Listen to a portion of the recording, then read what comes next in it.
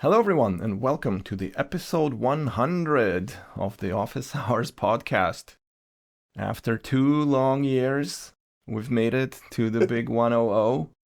Yeah, So, yeah, that's kind of cool. I don't know. How do yeah. you feel about it, Mo?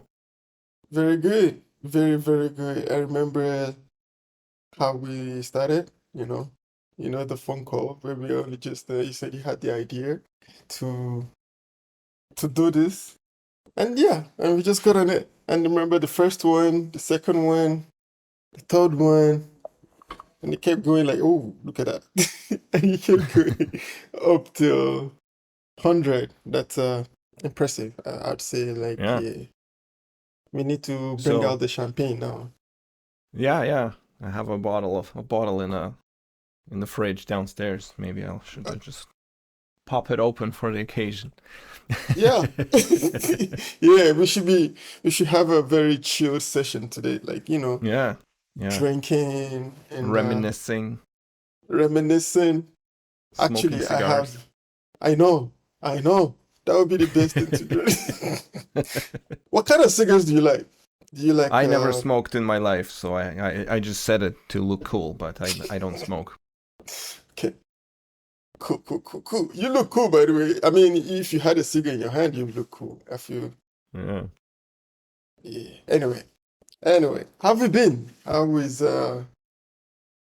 life? I'm very tired. I'm very tired. I uh I don't get enough sleep these days, which weird. It kind of like I expected that it would be like really bad in the beginning and then it'll kind of like taper off and get better and better. But it was really Mhm. good in the beginning and then it went into this kind of phase where it's really bad. So I'm still waiting when it starts turning around for the better. But What do you mean? What do you mean? It was really good and then it became bad. well, the Like, kid, the kid, she used to like sleep and not really fuss that much, but these days she likes to like wake up in the middle of the night crying and then I wake up and uh, she goes teething to sleep maybe? again. Teething, yeah, she's teething. She's teething and it's it's difficult. Like a couple of days ago it was like 9:45 and I was like, "Oh my god, I can't wait to go to bed." You know. So even though 9:45. yeah, well, I mean, I usually don't go to bed until 10:30. Is this like Um, new normal? Because I know like we used to yeah, talk sometimes you told me you're up at like 1 a.m. yeah. Before definitely, I'd be like up late, and I mean, when I was going to work, I was trying to go to bed at like 11 or something. But even if I would get after that, like if you sleep consistently through the night, then it's better than having more hours, but like waking up multiple times in the middle, because that kind of I don't know. For me personally, that wrecks me. Can't really deal with it too well. So like tonight, she woke up at like 3:30 and was crying for like good 5 minutes. I had to like pick her up and like carry her around to kind of get her to calm down a little bit. Mm. So after that, it's kind of hard to fall back asleep. And in the morning, I kind of wake up around 6, even though like or 5:30, she wakes up again to eat, and then I don't get like deep sleep. I just like constantly wake up like every 10 minutes, like look at the clock, and it's like, oh man, in theory, I have like an hour and a half to sleep before I have to get up for work, but I never able to get like all of that, so it's kind of miserable. But hopefully it'll pass fairly soon. So Yeah, I yeah, know. It's the same thing. This is the thing. Like every time I talk to um parents, especially like new parents, they say the same thing. I remember asking one of my coworkers about he's also like a new parent, so we're talking about what's it like, and it was just like you just get used to being consistently sleep deprived. I don't know because that changes your personality because now you're just like cranky all day, like I'm what? more. I don't know if I'm cranky all day necessarily, but I just find that like I'm not at the peak of my performance. Because I think I might have mentioned, but like there's these games, these puzzle games on LinkedIn, Hmm. Mhm. and I usually do them every morning. And I've been doing them for a while, so there's like a good enough baseline. But now my numbers are like dipping pretty much like every day. Like before, I used to do all the games and be like top 3 or top place in most of them. And well, potentially everybody that's playing along with me, they also gotten better at them. So like they kind of climbing the ranks too. Mhm. But now I'm like fifth, sixth, seventh. Like I don't have enough brain Yeah. capacity to do them quickly. So I'm definitely operating on like a degraded baseline. And the other funny thing is like when I play video games, especially like online shooters, my performance is just ass. It's just abysmal. I can't aim. I can't do shit. It's like, so many games that just get destroyed. And before it was like, oh, okay, it's a fun game. Like did a lot of damage type stuff. Now it's just like, I can't perform. So yeah, I definitely sleep deprived. But what do you do about this? Like, what's the solution here? Just continue to be like this? Just wait it out. I think like there's not really much you can do. I mean, if it really gets bad, I usually go to like a different room. But at the same time, I kind of feel bad, like abandoning everyone. It's like the baby's crying. I don't give a shit. I'm in a different room. Blah blah blah blah blah. It's also not very cool, I think. Do you use But like magnesium or something? no, I don't have trouble falling asleep. Like basically, I get knocked out as soon as my head touches the pillow, pretty much, Do you know which is what? nice. Do you know what? But yeah. Sorry to interrupt you, yeah? It's because I want to let's spend some time to talk about this. I Mm. feel like sleep is something that maybe it's different for everyone. I mean, I don't think it's that wide to broad to be different for everyone, but I imagine it is. Because, like you said, because you're able to just go to sleep the moment you get on the bed, doesn't mean that you get quality sleep.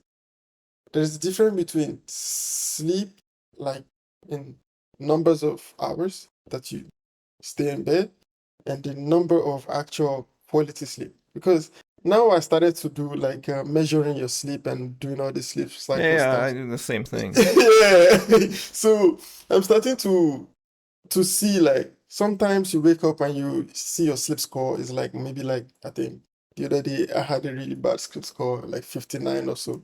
Hmm. And I know that I spent time almost the same amount of hours that I would spend on the Yeah, bed, and it didn't equal like the same quality of sleep. yeah, yeah. And yeah, certain things I'm trying to see, like I feel like maybe there are some tricks around it to actually get like this quality. Do you know anything about it actually? First of all, let's start from there. A little bit, but like for me, it's the interruptions, right? And it's the interruptions that I can't control because like the baby wakes up a couple of times a night to eat, and these days, I think because we both sleep with like earplugs, sometimes we don't hear her right away when she starts moving around. So by the time she wakes us up, she's crying because she's probably been awake for a couple of minutes without any attention. So she's just like, wow. And because of that, I wake up in the middle of the night. Oh, And that's too even if you bad fall for back me. asleep, the fact that you like fully wake up in that moment means that your like deep sleep is interrupted. Hmm. So even if I like wake up for 5 minutes twice a night, even though I might get my 8 hours, it's gonna be not as Yeah, this good. okay. Yeah, Okay. yeah. Okay. So So I don't think like supplements will necessarily fix anything about that because like, well, she's still gonna wake up and cry and wake me up unless I go to another room, which I could do. But if, as I was saying, like if it gets to that, I can do that. Like I have that option. Because especially right now at work, there's this brand new project which requires a lot of planning. So I'm literally in like 4 hours of meetings almost every day. So by the end of it, I just get like completely wrought out, and like it gets really tiresome, and you kind of have to operate at like a good level. So I don't know. We'll see. Uh, you know, I say that like the amount of joy that I get out of it during the day fully outweighs the amount of misery I get out of it during the night. So it's all good. Okay, fair enough. Yeah, that changes my question because I was gonna say ask you about like effect of supplement. There are also certain things like tea or like anyway, it's okay. But good thing that you find it like enjoyable, like at Mm-hmm. least during the day. Anyway, because like I know like a few years ago we started talking about sleep, and it's from you that I actually understand how much it affects your lifestyle. For example, um, a lot of people who also like maybe might experience like anxiety could also be from sleep deprivation, and the few other things. I don't want to go into the details since we're not doing it, but anyway, today, Vasili, I have two things to bring to you. I don't really have like I mean, we do a lot of like Yeah, stuff today, but there was something in the news that we talked about a few episodes ago about age restriction, you yeah, know, yeah, for social media. I read about like Australia actually implemented it, and Canada is also trying to do it. yeah, And I don't know, we had like visit two episodes concurrently that we talked about this. yeah, yeah. And how do you feel about it now? My thinking about it hasn't really changed. You think it's Um, your stand was like it was against human rights, something like this, something about rights and stuff. I wouldn't say be as grandiose as say is against human rights. I'm trying to remember what I said back then, but basically I was against it because They're trying it's to silence people, something like this. yeah, it's essentially it has all these opportunities to like de-anonymize you, and it has like a chilling effect on your speech online. And I still think that that's exactly it's still gonna happen, and it's not really gonna change anything, in terms of like their stated goals of what they're trying to prevent by doing it are not going to be achieved by doing it because they have entirely different reasons for being, you know. So yeah, it like if you look at it naively, it seems like a gigantic waste of time. But if you look at it from a perspective of a government wanting to exert more control over their population, it's a perfectly reasonable move. It's like, yeah, we want to know what you're doing online and who you are, and like you have to authenticate yourself for everything you say online. We'd like to know that. I mean, hell, it makes controlling everyone that much easier. So, like, there's reasons behind it. It's just not the reasons that they're telling us what they are, as is normal in any kind of government that's like bordering on dictatorial. So, what are you gonna do?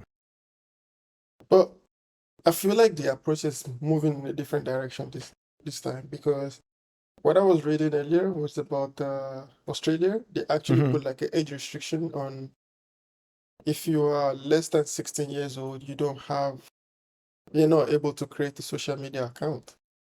Right. So basically, the writer of the article I was reading earlier was saying it was not successful because even though there was this ban, but the teenagers were still finding different ways to still access their old Well, account. yeah, it's like, oh, I'm just gonna have a side hustle. Well, I'll charge you $10 to register for Facebook, and I'll register it, and then you change the name and like use it for yourself, right? Like, hey, Mm. I'm age validated, and now I can. It's like buying alcohol for minors. Minors can go to a liquor store and buy beer, but they can ask somebody to buy them beer, and technically it's illegal. But there's gonna be people who are still gonna be doing that, and there's nothing really you can do about it except, you know, tell kids why they like maybe shouldn't be getting shit faced, even if you tell them they're still gonna. It's the phase of it's a stage of growing up. You just have to kind of contain the damage. So it's the hypocritical thing about it, as always. It's like, oh, would you please think of the children? And I agree, like social media for children is a horrible thing. Like it's horrible for adults, but it's especially horrible for children. But like age verification is not the way to solve it. And especially the kind of invasive age verification that they want to implement, So What do you again, mean? What do you mean? Let's pause on that. Wait. yeah. Let's go into that part. Why do you say age verification is not the way? Because I agree with the idea. You know where I stood on this. Like I agreed with the idea of trying to find a way to help young people, even older people, because there is also talks about like um screen time on Mm-hmm. Apple and stuff like this. But we'll get there. But here, to help people to have reduce the amount of effect that social media is having. Like if you cannot consume TikTok for 8 hours and expect to speak normally tomorrow, like as an adult or as an adult or as a child. And this is not a bad thing I'm saying. It's just I don't think it's healthy. By the way, So did you see the Pope doing it? I didn't say it. Did he? Yeah. He did it a bunch too. Like He was literally or just he was like being paraded around in his like Pope mobile, and he was like doing this to some of the younger kids in the crowd. So oh, well, it is what it yeah. is. He's trying to connect, maybe. Even God's emissary on this earth is not immune from TikTok brain rot. It's kind of amazing. I think he's doing it to appeal to the younger crowd. I think so, but that is maybe. But that is what his younger crowd usually calls these attempts cringe, or at least used to. I heard that word is using the word cringe is now cringe.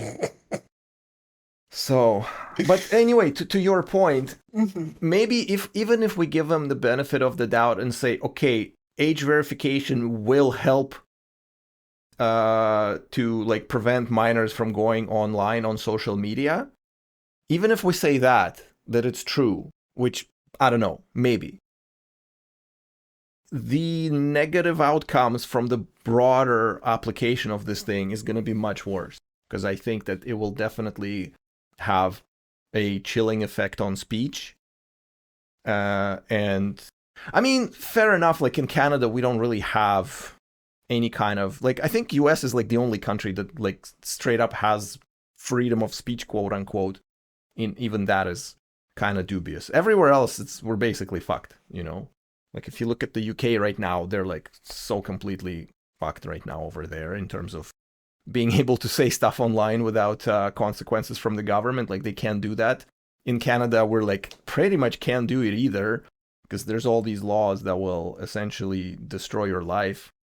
But at least up to a certain point, you have a certain cloak of anonymity.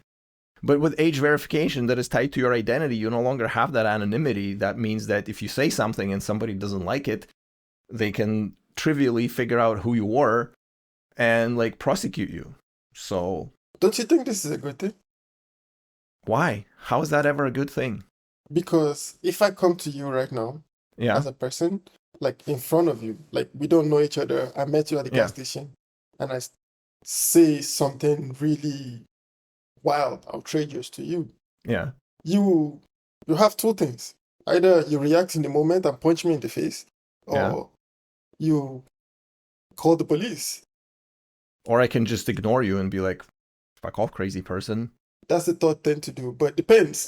Depends. It's in the list of options. But okay, depends. I'm not talking about these types of interactions. Like you gotta see it from the point of, like, let's say you are privy to some massive corruption in your local government and you want to talk about it online.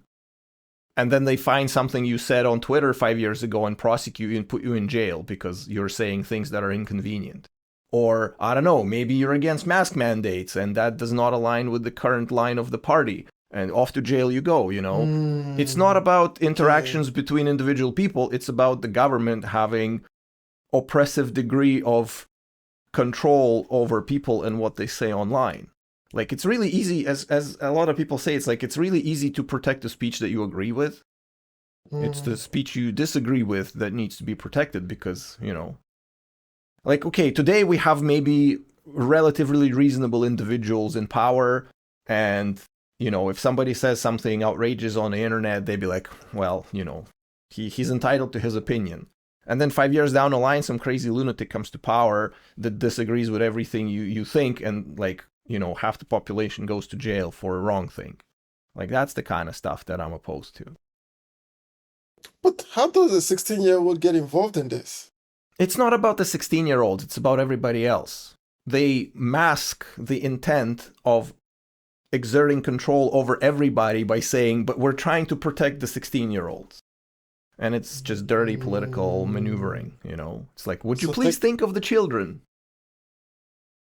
So technically, if we would all have to verify our age on social media, and then with doing that, we kind of provide like some kind of well, you have to provide a piece of ID or some identifying ID. information, right. And because of that, they have your information to find you if you say something. Yeah. So even if you create an account called John Doe on Facebook, Facebook still requires you to provide your actual ID to verify yourself. And do you think they're going to just forget about that? Of course not. Like, they're not in business of forgetting anything about anyone, right? Okay. So, yeah, it's not going to be good. I guess this is a very different way to see it, because I didn't have this perspective earlier. I was just thinking if you want to acquire that perspective, be born in Soviet Union. Then you'll acquire that perspective really quickly. Yeah, I mean, I didn't think of it like that. I was thinking mostly positively, because I was thinking, but I didn't understand why 16-year-olds specifically, because if you're trying to solve a problem with like internet usage, I feel like we should deal with the problem for the general masses. For example, I don't think it's just young people who suffer from internet use. I think everyone does. And while there's a way to see it, like, oh, everyone is suffering from like social media and stuff, there is still a lot of positives to take from it. So it's very confusing. Sometimes when I listen to all this like deposition for Mark Zuckerberg and these guys, and they're asking them all these questions and trying to, it feels like a crime for you to have this type of innovation, even. It's like, but I feel sorry for them, because I don't know. How do you look at them like they've done something wrong? What do you mean by like, oh, but do you think that they actually created some of these apps to be addictive? I think we talked about it when we were talking about why like modern hardware is such garbage. And I said, like, I don't think there's like a mustache twirling villain saying, yes, let's make everything shittier now. Same way as there isn't like a person saying, yes, like, let's build a super addictive app. It's just that once you have certain metrics that you try to optimize for, it's just naturally gonna happen. Like, if you say, we want people to, okay, like, we want to make more money. We make more money by showing ads. If we show people more ads, we will make more money. If we show people too many ads, they'll stop using us because it's annoying, so we kind of have to space out the ads. So if we want to show them more ads, they have to stay in the app for longer. So through that chain of reasoning, it's like, okay, in order to make more money, we have to make them stay in the app longer. And you can call it, yeah, the app is now being addictive because you like spend more and more time on it. But you see how that happened. No one set out to say we need to make them spend their daily like waking minutes in our app. It's more of like through that chain of reasoning, that's the outcome. And I feel like, hold on, I just want to pause on this part a bit, because I feel like some people in UX user experience, like the user experience team, this is a industry like that gets invested in to actually help with, maybe the goal is not to make it addictive, but to actually make it people spend more time. Because I know like Some people actually sit somewhere to decide what color do you have to give a particular part of your app or website to retain more attention and stuff like this. So I think there is a science for this. But the question now is like, this science, do you think these tech companies actually invest in it specifically to keep people here? Or it just so happens that I think it's both. I think it's both because like there's this culture of hyper optimization of all the different parts of the app until every individual part of the app is hyper optimized, but the entire app collectively is a pile of garbage. You know? So it's like, yeah, like let's tweak the color of the buy button and see if it increases conversion rate or not. Like how many people actually buy it after, you know, they doing all these A/B testing and like multivariant testing to say, you know, and they try to just optimize this metric of like, okay, we need to increase how many people complete the purchase because the more people complete the purchase, the more fees we collect, the more money we make. It all boils down to basically we need to make more money, right? And different products arrive at it different ways. You know, it's like, I don't know if it's necessarily a good example, but like if you look at things like, you know, AI models, it's like they make money. I don't know how they make money. Nobody knows how they make money. But let's say they make money by like charging people for tokens, right? They're like subscription. over provision. But like all the people right now, they're basically saying, okay, the subscription is too good of a deal. And obviously it's right now it's available. It's kind of like early days Uber, where it costs almost nothing to drive around because they want to build the user base. But now Uber is like fairly expensive, right? And any kind of subscription is like, okay, you get all this value for $10 a month, but it's not sustainable. And everyone's like, yeah, we know it's not sustainable, so we're just abusing the hell out of it for now. Because eventually they're going to close it off or they're going to increase the prices massively. But like, let's say that they're making their money by charging you for tokens. And it's like, okay, like you figured out your usage, you use like some steady token stream. And now they have like, oh, there's like these multimodal models where this model talks to like 5 other models, and all of a sudden like you're using 25x the tokens because like all these other models have to run, and at the end of the day like your bill is bigger, right? So they end up making more money, provided they do make money like that. So all these companies ultimately, like what else would they be optimizing for? You know, any company's reason for being is to make money. Like, if you're not making money, you're a charity, right? And I don't think that Facebook or Microsoft can be considered charities. So they're all trying to make money somehow. Yeah, like, but if you're selling virtual, like you're selling virtual machines, you do it by like over provisioning the hardware and hoping that like you can saturate it as much as possible without like causing inconvenience to people. So like you sell, it's like parking meters. You know, you pay for an hour, and then you're there for 10 minutes, and then you drive off, and the next guy also has to pay for an hour. So they got like free 50 minutes out of you and like free half an hour out of that guy, all from the same parking spot, because they're over provisioning, right? So, you know, they would be optimizing for you to not staying there the entire time. They would be optimizing for you to get the fuck off as soon as possible, like a coffee shop. You know how coffee shops, they're like, a guy comes in, buys a cup of coffee, and then he sits on his laptop for 4 hours occupying a seat that somebody else could be occupying. How can we make it so this guy like just gets his coffee and fucks off immediately? You know? It's like it kind of went a different way, but like I was talking to my wife the other day about how, you know, all of the fast food places, like remember like if you go to McDonald's like 20 years ago, like every fast food chain was a different experience. They all had different architecture, different design inside. They were like welcoming to be at. None of the fast food places are welcoming to be at anymore, you know? It's like you have this bland, shitty architecture. You don't get plates, you don't get any cutlery, you get like crappy paper cups.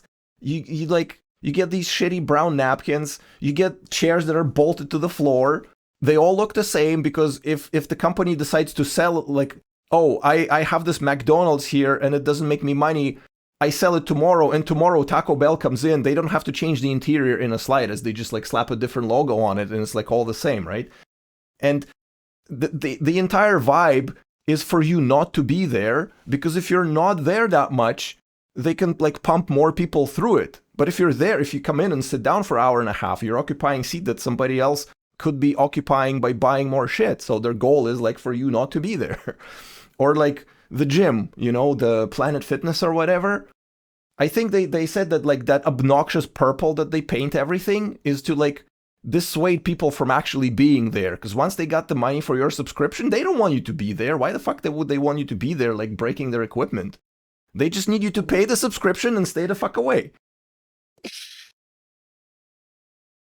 So they're all optimizing for all of these things.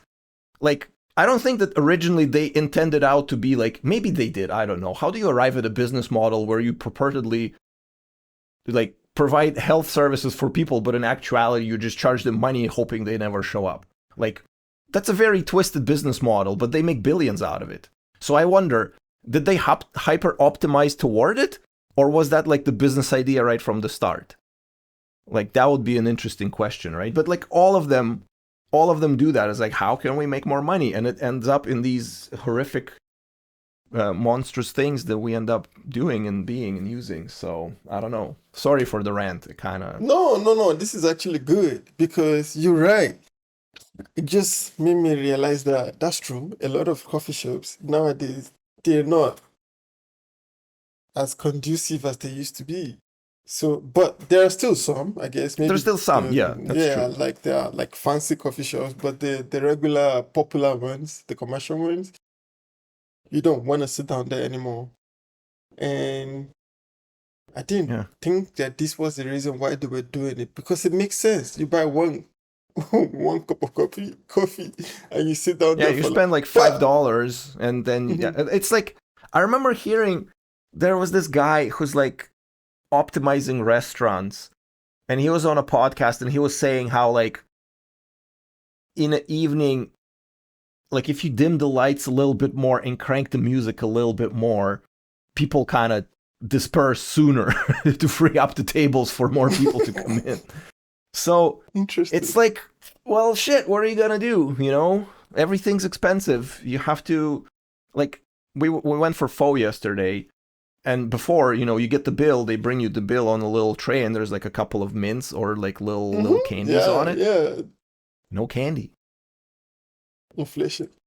Recession. Canada's in a recession. Haven't you heard? They said we are going. No, we are already in it. So we're no longer going? No, we're in it. We're in it. We've went, we've gone, we've conquered. Oh god. Anyway, you know what?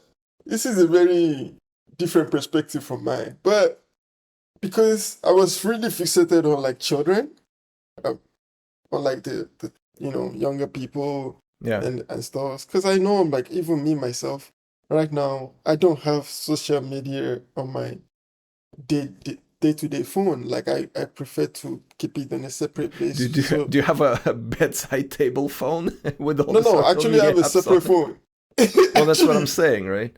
Yeah. I actually have a separate phone for this because, and I struggled with it for a long time because, you know, when you're working, maybe you're waiting for something to load on your computer, and then the next thing, you just like pick it up, and next thing you're like, like that, literally like that, and you're going for like 40 minutes before you come back. So like, I struggled at some, and for like 2 years now, I've been like this. But even with this did not solve it completely. That's why I was saying, like, even if we're going to find a solution for certain demographic of people, it should be for everybody.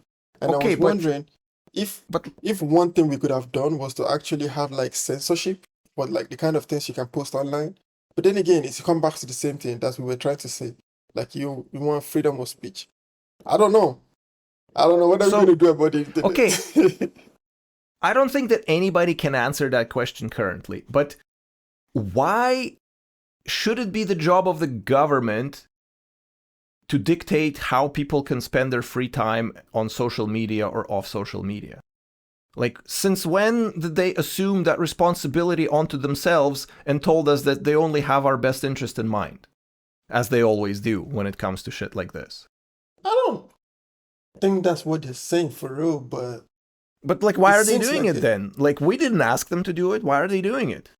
I think there are some events that preceded this, especially I know of the UK. I don't know in Canada, but I know in the UK, there are certain events that are called, like, I think in the last Euros or the one before the last one, there are certain popular people who were consistently, like, subject of, like, abuse. Especially football is a big thing in the UK, right? So, like, if something happens, before you know it, they're already cussing out your family members. They found your children's page. They found everybody cussing everybody out, sending a lot of, like, threats, racist comments and stuff like this. So it felt okay. a lot. How many footballers do we have in England? Like, I mean, you want 50, let's say, like the top ones. No. I don't think you can count like that. I think it's a lot. But like, okay, so the ones that are, like, popular enough to kind of have that kind of trouble going toward their way. Let's be charitable. Let's say it's 1,000 people. What is the population of England? Yeah, but we're just talking footballers. They are not just footballers. I understand, but, like, again, it's...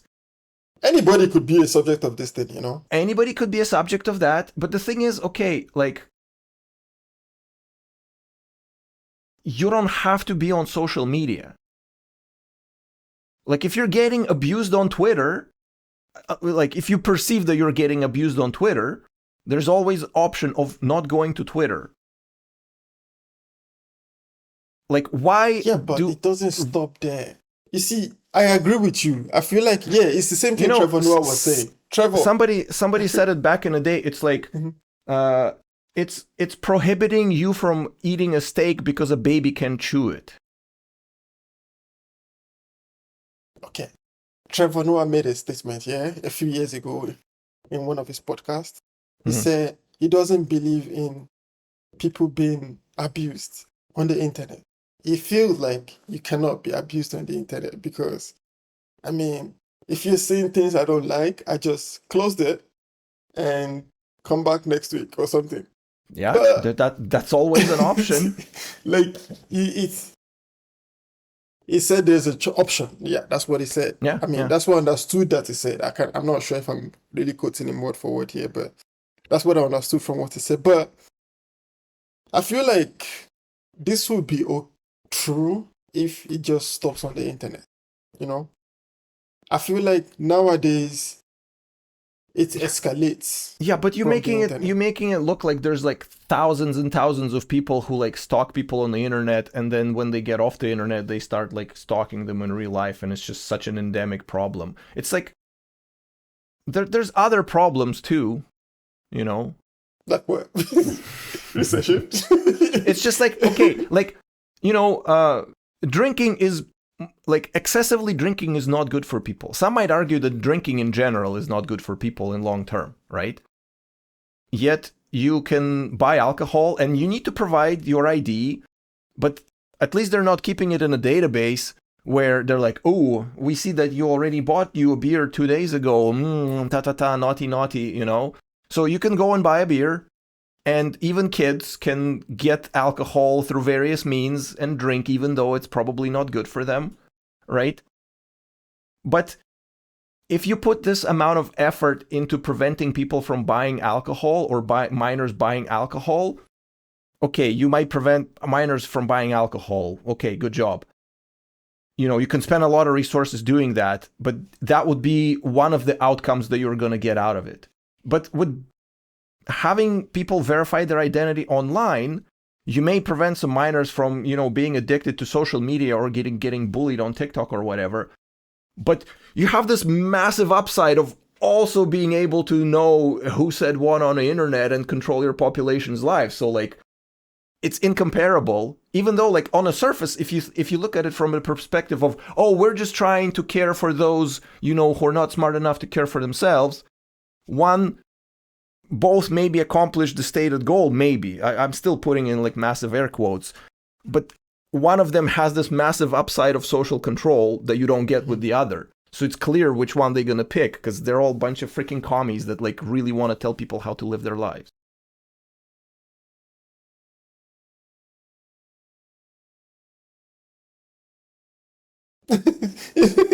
You know, we don't have to really go far. We can just see what's happening in England right now Mm-hmm. to be able to tell that that is not the problem. If they think that by doing it they'll solve their problems, that is not their problem. They're not solving the actual problem. They're solving, a third derivative of a problem because it makes them look good, and they get to say, "Oh, but would you please think of the children?" You know, You know and they're what? fucking hypocrites Yeah. too because of like everything that's happening to their children right now without the internet. So they can go and fuck off. Yeah. I probably, Yeah. by saying this, I probably will not be able to travel to England in the next 25 Oh. years. Oh. I don't know. Basically, I don't know. I would like to go to England. I have family there, so Okay. yeah. So we Okay. didn't say. Disavow. We didn't say. But anyway, I think one thing I just respect is that at least there's an effort. If it doesn't fix it, I feel like the experiment in Australia doesn't say like banning works, because I don't think you can ban anything on the internet now, just because there's You different ways to know, access the internet. you think that. I thought that too, like 10, 15, 20 years ago. 20 years ago, okay, let's look at it 20 years ago. 20 years ago, I was in Canada. Look at 25 years ago. 25 years ago, even when I was in Canada, right? At that time, on like the Russian segment of the internet, you can find literally everything in terms of like piracy, like movies, songs, Mm-hmm. software. It was all there because back then the country had all the different issues. It was like fairly new state as it is, so they had a bunch of problems that they had to solve. Internet wasn't anyone's top priority, and it was like wild, wild west. It was glorious, and we thought that like, oh, Russian internet, you can really literally do whatever, and they're not going to do anything about it. And they did a lot about it. Like, the amount of control they have over the internet over there right now compared to 25 years ago is insane. First of all, Really? like, yeah, like all public Wi-Fi, you have to authenticate using your phone number. Like, if you go to a coffee shop and you connect to their Wi-Fi, the first thing is going to ask, please plug in your phone number, and they send you a code, and you put in the code, and then you can use the internet. Why is that? Well, because in order to get a SIM card, you need to provide a passport. In order to register for a home internet, you need to provide a passport. So any local communication equipment is tied to a person.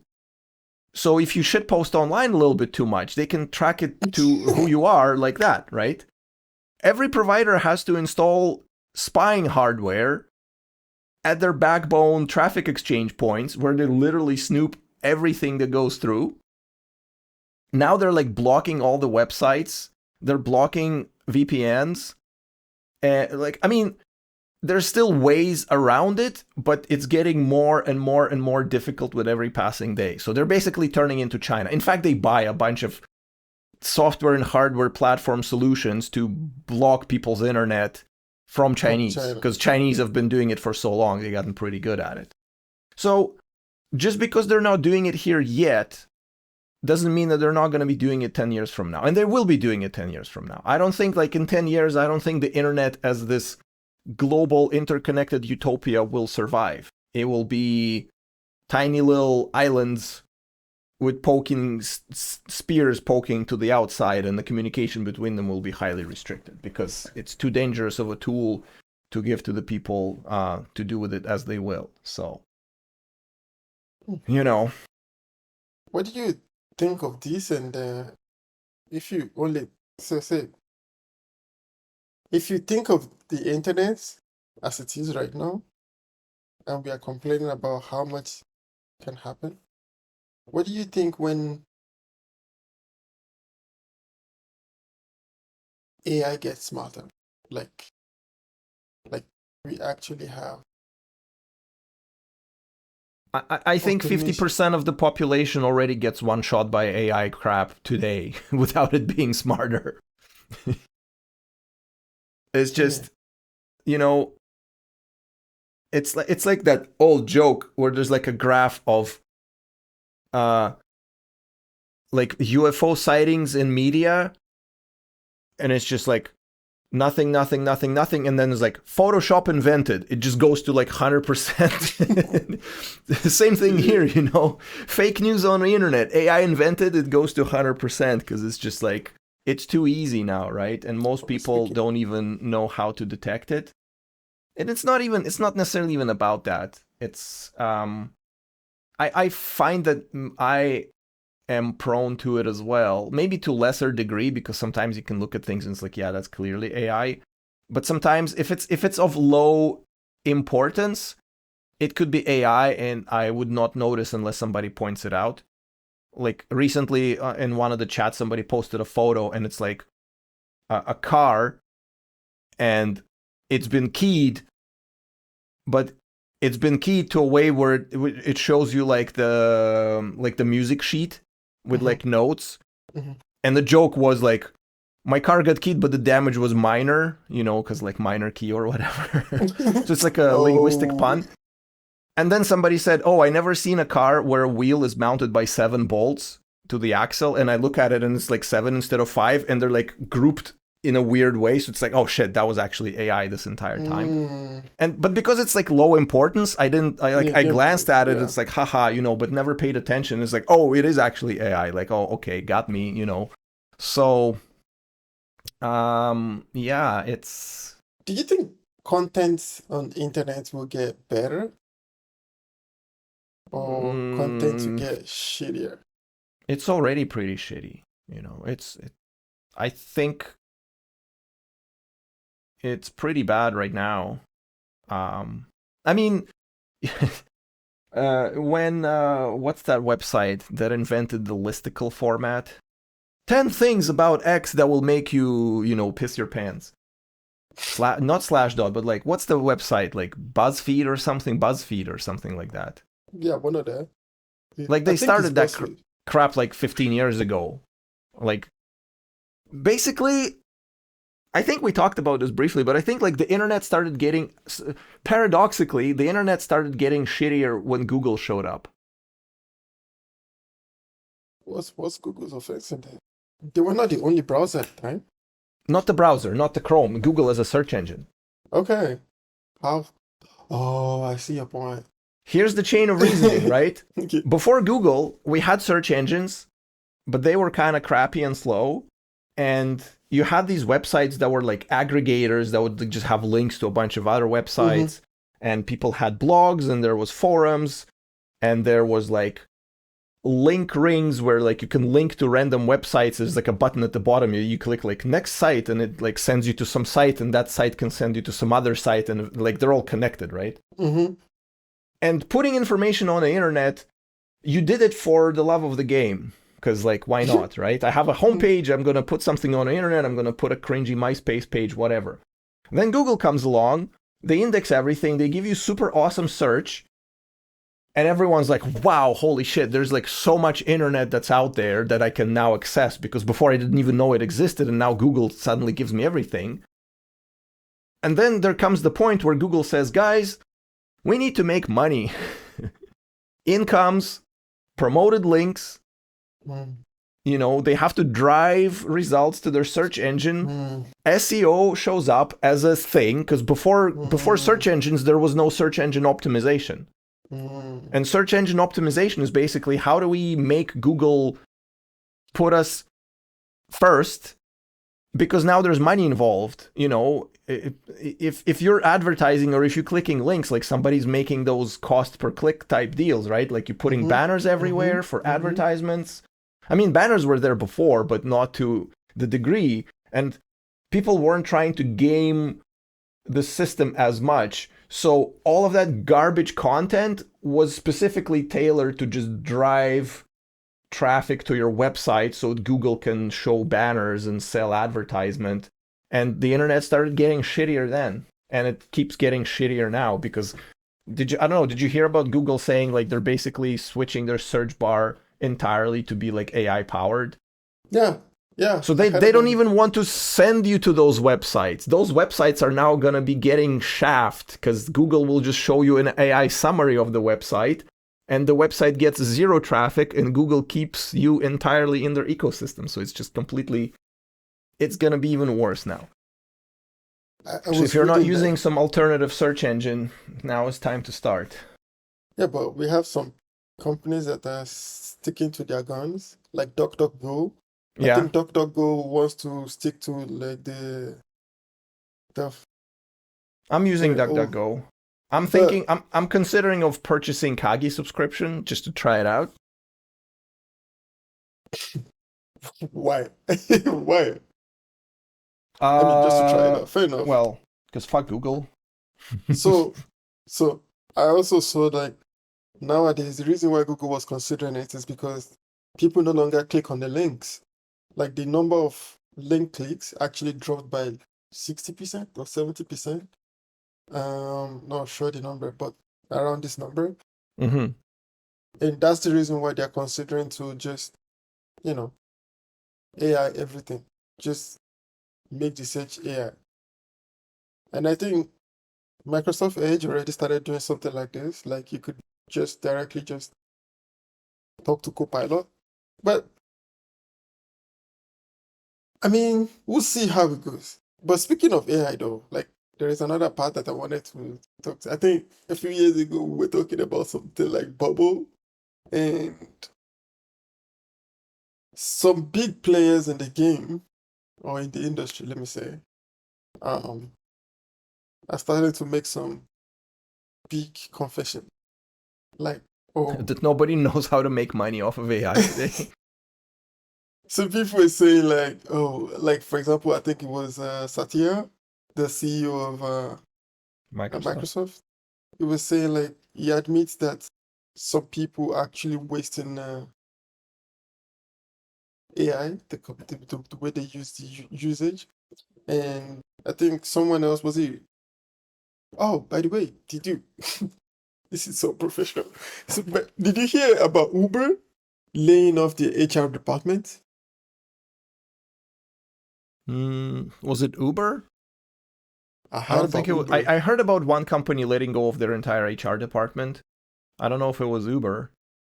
But the guy I said thought I saw. basically that they were creating more problems that they were solving. So he Yeah, like yeah, yeah. basically Was it fired Uber? Yeah, everybody. yeah. Speaking of I that, wholeheartedly agree with that decision. HR are why? like 99% useless.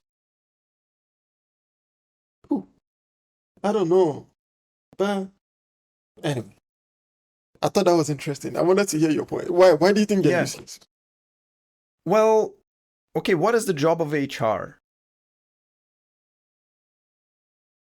Like, you know, To these days, manage if you're humans? doing payroll, there's companies that do payroll. So HR doesn't have to do payroll anymore, right?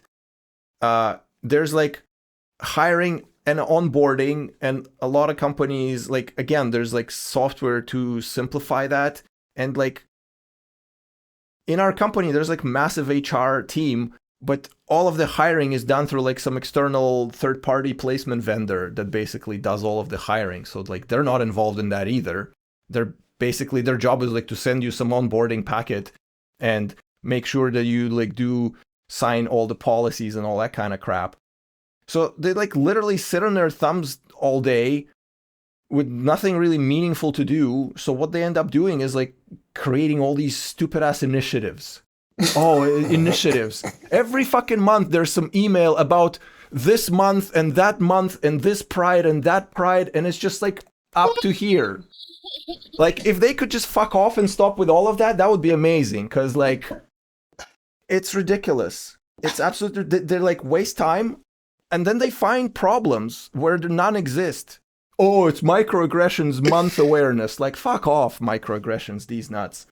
Like I have no patience for that ilk. Like they're entirely useless. All they do is like breed resentment and problems. And you know, if you fire all of them, the business is not going to suffer in the slightest. I'm pretty sure, because they try to weasel themselves into everything, literally. like I remember, um, 2 companies ago, we were talking, and I said like wouldn't it be cool if there was some kind of like leadership training thing, like a get together where people can like connect with like higher ranking people in the company and kind of ask them questions and learn from it. And everyone's like, oh, this is a pretty good idea.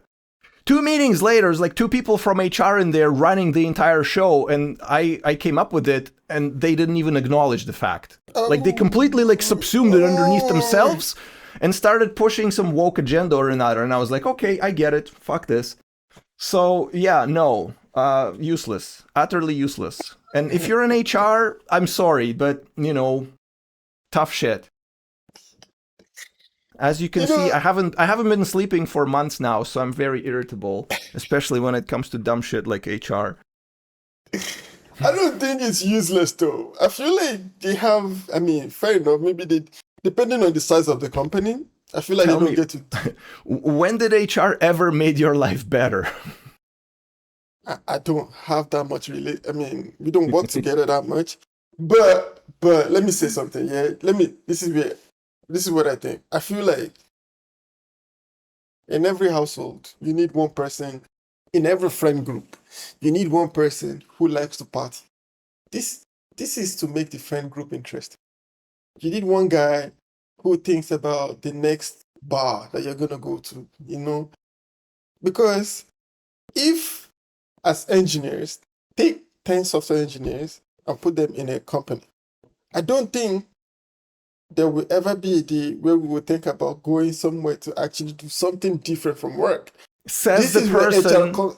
Says the person who said he wants to write a chatbot so that he doesn't have to speak to people online and he could just reuse his responses. It's like it's a place of work. If I want to go to beer with friends afterwards, I don't need HR's involvement in that. Fair enough. Like, I mean, I don't know. Like, okay, maybe if you're even then, if I really start talking about what I think about it, I'm gonna get canceled, so I won't. Like, I can see where HR presence may be necessary in some cases, but all of those problems are like entirely self-inflicted. And but yeah, I'm not gonna go into that because you know. fair enough. I was before I remembered that suddenly, I was telling you that some people are complaining about the prices of AI. You know, like the cost of it, like it becoming expensive.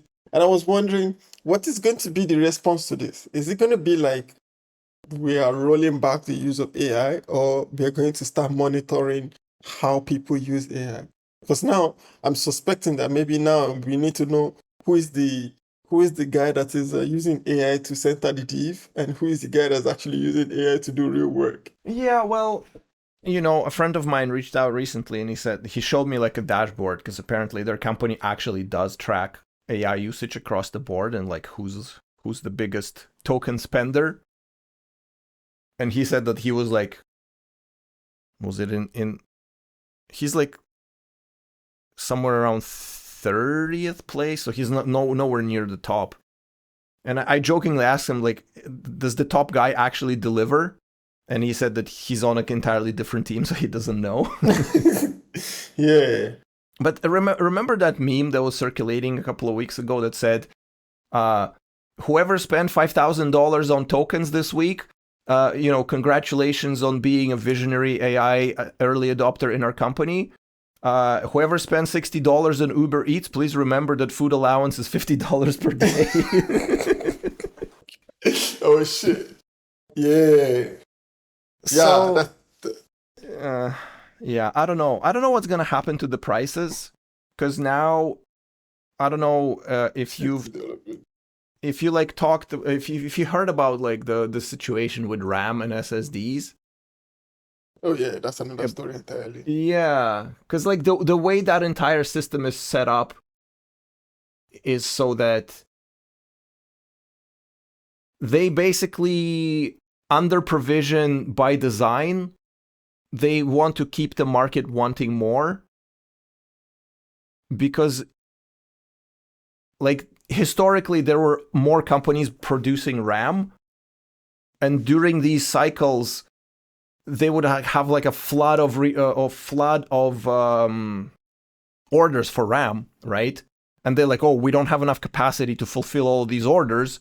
So, let's get some capital, let's expand our business. And they get like, because that shit's expensive. Like building a fab to produce RAM is like billions of dollars and like decades of time. So they would like borrow massively to expand, but then the cycle kind of died down and all of a sudden orders dry up and they don't have enough money to like pay, service their loans, and they basically go out of business.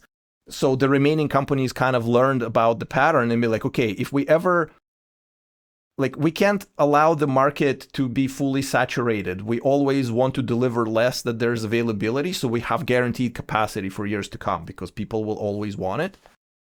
And because of that, they are now retooling to producing like special high-speed RAM for like data centers that do AI, slashing into like they can only produce this much RAM overall, and before they would basically be prioritizing like this portion gets allocated to consumer devices, this portion gets allocated to like different markets, and now they're basically saying, okay, we're gonna shrink this entirely and we're gonna put all of that into data center shit because it's infinitely more profitable for us, right?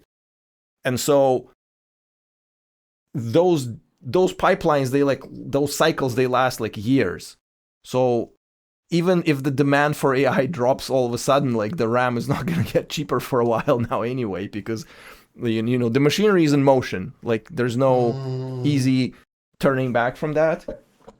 And it's not as simple as, just build a fab and start producing RAM, because they cost billions of dollars and they take like years to build.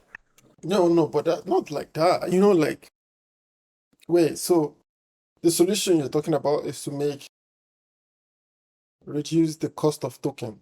That's what you're thinking about. But I'm thinking like right now, if your company, I don't know what, I mean, maybe all the coding agents have the same idea, but Cursor, I know you have the leaderboard on Cursor. With Cursor, like you can see who uses the most token and what they're doing with it. And I was thinking maybe we will get to a point where you will have to start like, you don't want to be on that list because I was just thinking that like whether it's a wall of fame or wall of shame depends entirely on your AI budget. Yeah.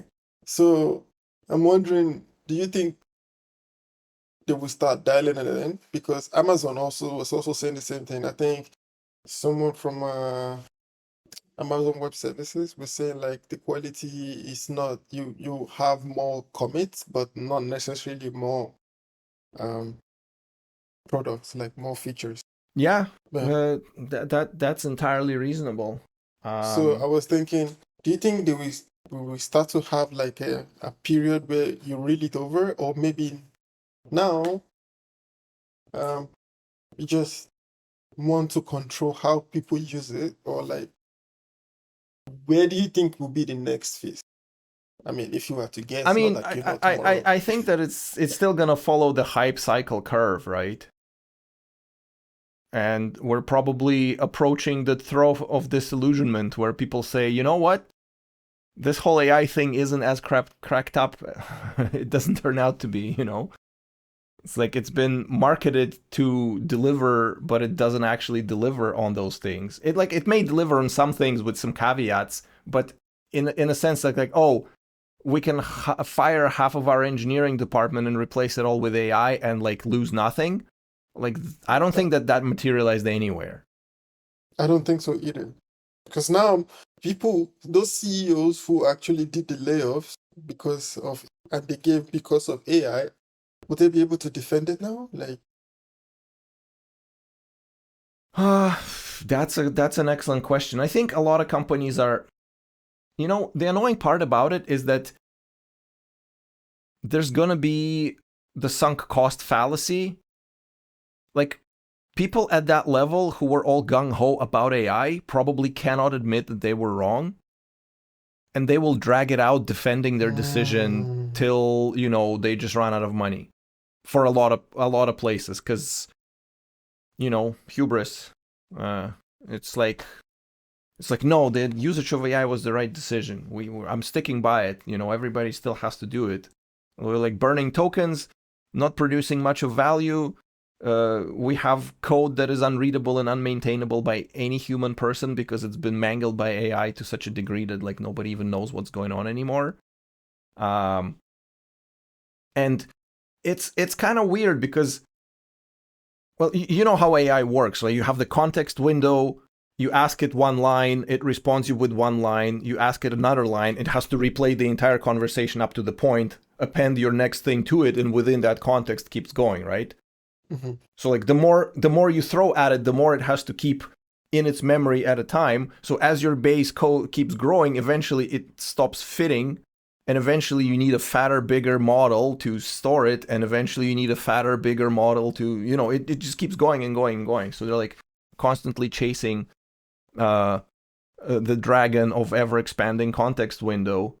And at some point in time, right now with current AI and current pricing, it all starts falling apart where it doesn't fit anymore, and it just starts like losing its shit because like half of the project doesn't fit into the context anymore, and it cannot reason about stuff that it's outside of context, right?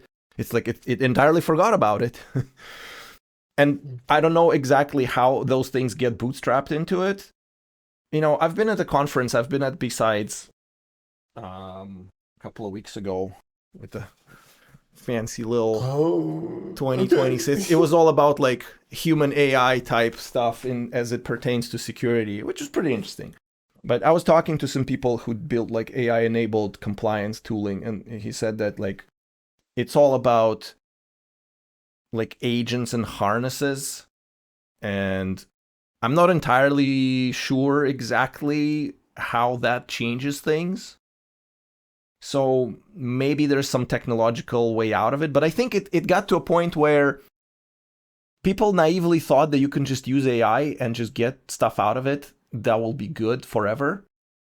Now it comes to a point where it's like, if you want to leverage it to its full potential, you have to build your own harnesses. And now you need to know how to build those. So you actually need skill to understand what you need to build to leverage the AI to fullest capacity. So it's still going to filter out a bunch of people who cannot. And maybe for those who can, it will give them some productivity boosts, but it's not going to be universal. It's like anytime anybody tries to build some new language or some system to open the field for everybody, that's their goal at the start, but in the end they build something that only a few select people can actually use and everybody else has no idea. Why do you say that? Why do you say the only builds what a few people can use? Remember no code? Oh yeah. We talked about no code back a Yeah. couple of years ago at the very, very early stages, Yeah. right? And it's like no code was supposed to, before AI, because no code was before AI, right? Mm-hmm. And it was supposed to give us this glorious future where like everybody and their dog can build products. And in the end, it was a small handful of people who actually knew their way around this technology enough to build anything reasonable. Is it So same. That? I think they're dead. I don't think it. Well, I mean, they're not dead. Do you know Replit? Yeah, I know Replit. It used to be like a quick sandbox for running code. Mm-hmm. They don't have that anymore. It's all AI now. So you just give it prompts and it builds you shit, but like you don't get to tinker with the internals. No, but do they still have the parts where you can actually run subcodes like a sandbox? Yeah. They do, but again, it suffers from the same problem. Like once it gets big enough, it's gonna start breaking in ways that you can't fix because you don't get to touch the internals anymore because it's all behind the prompt.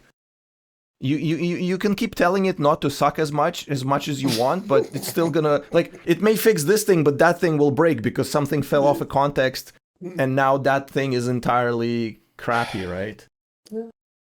So yeah, I don't know. Apparently, we're getting access to Codex at work. Oh, Codex is cool. They had Codex before, and ever since I came back, I had a chance to like browse through the code and see some of the stuff that was done, and I can't say that I was impressed.